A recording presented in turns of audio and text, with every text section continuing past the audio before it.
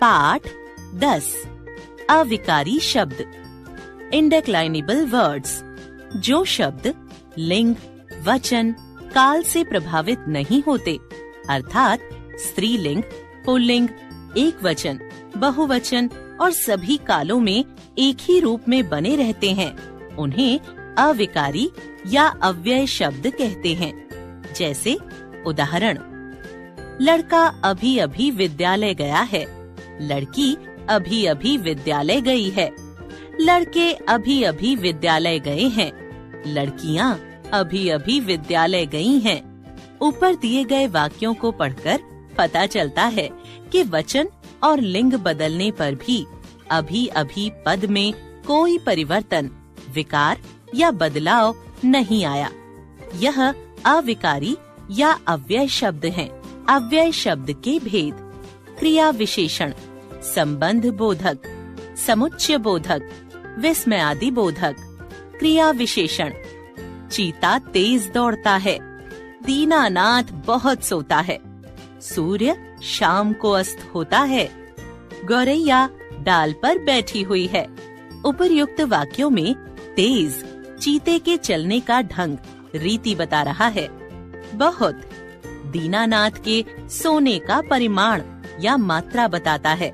शाम सूर्य के अस्त होने का काल, समय बता रहा है। और पर गौरैया के बैठने का स्थान बता रहा है। जो अविकारी शब्द क्रिया शब्दों की विशेषता बताएं, उन्हें क्रिया विशेषण कहते हैं। क्रिया विशेषण के भेद: क्रिया विशेषण के 4 भेद होते हैं। 1. स्थानवाचक क्रिया विशेषण, 2. कालवाचक क्रिया विशेषण, 3. रीतिवाचक क्रिया विशेषण, 4. परिमाणवाचक क्रिया विशेषण। स्थानवाचक क्रिया विशेषण क्रिया के स्थान या दिशा संबंधी विशेषता का बोध कराने वाले क्रिया विशेषण शब्द स्थानवाचक क्रिया विशेषण कहलाते हैं। जैसे खेतों में चारों ओर हरियाली फैली है, मंदिर के पीछे मोटर कार खड़ी है। इनकी पहचान के लिए कहाँ और किधर प्रश्नवाचक शब्दों का प्रयोग किया जाता है। जैसे खेतों में कहाँ या किधर हरियाली फैली है? उत्तर चारों ओर। मोटर कार कहाँ या किधर खड़ी है? उत्तर पीछे। अन्य उदाहरण: बाहर, अंदर, इधर, उधर, यहाँ, वहाँ, आगे, ऊपर, नीचे आदि। कालवाचक क्रिया विशेषण क्रिया संबंधी विशेषता का बोध कराने वाले क्रिया विशेषण शब्द कालवाचक क्रिया विशेषण कहलाते हैं। जैसे वंदना दिन भर टीवी देखती रहती है, मैं प्रतिदिन मंदिर जाता हूँ। इनकी पहचान के लिए कब प्रश्नवाचक शब्द का प्रयोग किया जाता है। जैसे वंदना कब टीवी देखती रहती है? उत्तर दिन भर। मैं कब मंदिर जाता हूँ? उत्तर प्रतिदिन। अन्य उदाहरण: हमेशा, आजकल, शाम, लगातार, सदा, निरंतर, हमेशा, आजकल, अभी, कल, परसों, रोज आदि।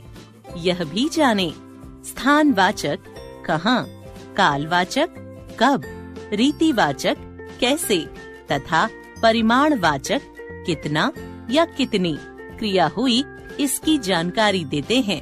रीतिवाचक क्रिया विशेषण जो क्रिया विशेषण शब्द क्रिया की रीति या विधि संबंधी विशेषता का बोध कराते हैं, उन्हें रीतिवाचक क्रिया विशेषण कहते हैं। जैसे मेरी बात ध्यान पूर्वक सुनो, अचानक बारिश होने लगी। इनके प्रयोग के लिए कैसे प्रश्नवाचक शब्द का प्रयोग किया जाता है। जैसे मेरी बात कैसे सुनो? उत्तर ध्यान पूर्वक। बारिश कैसे होने लगी? उत्तर अचानक। अन्य उदाहरण: अच्छा, अचानक, शांतिपूर्वक, तेज, रोते रोते आदि। परिमाणवाचक क्रिया विशेषण जो क्रिया विशेषण शब्द क्रिया के परिमाण, मात्रा और माप तौल संबंधी विशेषता का बोध कराते हैं, उन्हें परिमाणवाचक क्रिया विशेषण कहते हैं। जैसे रीमा चलते चलते बहुत थक गई, साम्या थोड़ा चलने लगी है। इनकी पहचान के लिए कितना प्रश्नवाचक शब्द का प्रयोग करते हैं। जैसे रीमा कितना थकी? उत्तर बहुत। साम्या कितना चलने लगी है? उत्तर थोड़ा। अन्य उदाहरण ज्यादा, अधिक, कुछ, बहुत, लगभग, काफी, कम, पर्याप्त, खूब, थोड़ा आदि। आपने जाना। जिन शब्दों में लिंग, वचन, कारक और काल के कारण कोई परिवर्तन नहीं होता है, उन्हें अविकारी शब्द कहते हैं। अविकारी शब्द के 4 भेद हैं: क्रिया विशेषण, संबंध बोधक, समुच्चय बोधक और विस्मयादि बोधक। क्रिया की विशेषता बताने वाले शब्दों को क्रिया विशेषण कहते हैं। क्रिया विशेषण के 4 भेद हैं: स्थानवाचक, कालवाचक, रीतिवाचक और परिमाणवाचक। संबंध बोधक। मैं रमा के साथ बैठी हूँ। हमारे स्कूल के पीछे पहाड़ हैं। उपर्युक्त वाक्यों में के साथ, के पीछे शब्द रमा तथा पहाड़ के बाद आए हैं। रमा और पहाड़ संज्ञा शब्द हैं।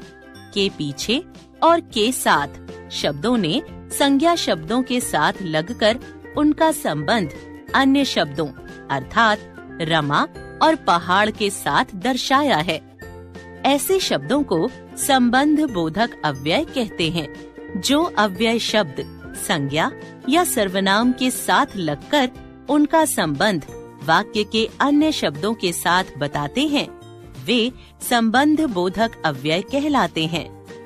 अन्य उदाहरण के साथ, के कारण, के भीतर, के बाहर, के मारे, के पीछे, से दूर, की अपेक्षा, की तरह, की ओर, के बिना, के वास्ते, की जगह, के अनुसार, पूर्व, पश्चात, उपरांत, विपरीत आदि। सामान्य रूप से संबंध कारक के चिन्ह का, के, की संबंध बोधक शब्दों से पहले लगते हैं। कुछ अन्य उदाहरण। माँ को गुस्से में देखकर बच्चा डर के मारे कांप रहा है। उसका घर अशोक पेड़ के पास है। मैं बस से उतरकर स्कूल की तरफ चल दिया। हम पिताजी के साथ मेले में जाएंगे। विशेषण क्रिया और संबंध बोधक में अंतर। कुछ शब्द विशेषण क्रिया और संबंध बोधक दोनों रूपों में प्रयुक्त किए जा सकते हैं। जैसे विशेषण क्रिया संबंध बोधक, वह आगे भागा, वह रोशन के आगे भागा। लड़कियां भीतर आईं, लड़कियां कमरे के भीतर आईं। दोनों में यह अंतर है कि संबंध बोधक किसी संज्ञा या सर्वनाम के साथ आते हैं और विशेषण क्रिया सीधे क्रिया की विशेषता प्रकट करते हैं। जब ऐसे शब्द संबंध बोधक की तरह प्रयोग किए जाते हैं तो उनसे पूर्व के, से, की आदि अवश्य जुड़े होते हैं। यदि इनके आगे के, से, की आदि ना हो तो ये क्रिया विशेषण बन जाते हैं। आपने जाना। जो शब्द संज्ञा या सर्वनाम के साथ लगकर उनका संबंध वाक्य के अन्य शब्दों के साथ प्रकट करें, वे संबंध बोधक अव्यय कहलाते हैं। संबंध बोधक शब्दों से पहले संबंध कारक के चिन्ह का, के, की लगे हुए होते हैं। समुच्चय बोधक। रमेश और उमेश दोनों सच्चे मित्र हैं। मुझे तीखा पसंद है, लेकिन मैं हलवा खाना चाहती हूँ। उपर्युक्त वाक्यों में और तथा लेकिन शब्द दो शब्दों या दो वाक्यों को जोड़ रहे हैं। ऐसे शब्दों को योजक या समुच्चय बोधक अव्यय कहते हैं।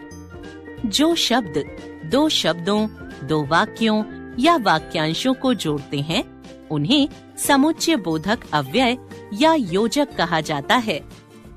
अन्य उदाहरण परंतु, किंतु, और, यद्यपि, तथा, तथापि, मगर, या, अन्यथा, कि, एवं, क्योंकि, ताकि, बल्कि, जो कि, पर, यदि, अथवा आदि।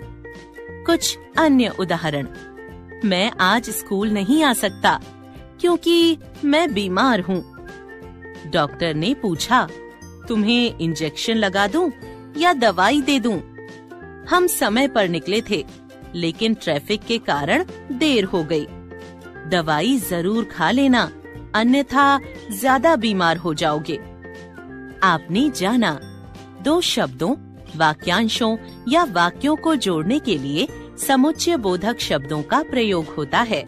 समुच्चय बोधक शब्दों को योजक भी कहते हैं। विस्मयादि बोधक। शाबाश, तुम जीत गए। छी, यहाँ कितनी बदबू आ रही है।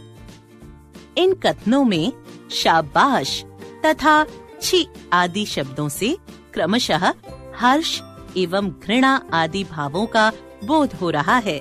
ये विस्मयादि बोधक अव्यय शब्द हैं। इनके साथ विस्मयादि बोधक चिन्ह प्रयुक्त होता है। जो शब्द हर्ष, शोक, घृणा, भय, खुशी, क्रोध, लज्जा आदि मन के भावों का बोध कराते हैं, उन्हें विस्मयादि बोधक अव्यय शब्द कहा जाता है। कुछ अन्य उदाहरण हे भगवान, हे राम, काश, अजी, आह, उफ, बाप रे, हाय, खबरदार, सावधान आदि। कुछ अन्य उदाहरण हाय राम, मेरे तो करम ही फूट गए। अरे, तुम कहाँ चले गए थे? काश मैं भी जीत पाता। वाह, बहुत स्वादिष्ट खीर है। आपने जाना, मन के विभिन्न भावों को प्रकट करने वाले शब्द विस्मयादि बोधक अव्यय कहलाते हैं। इनके साथ विस्मयादि बोधक चिन्ह का प्रयोग किया जाता है।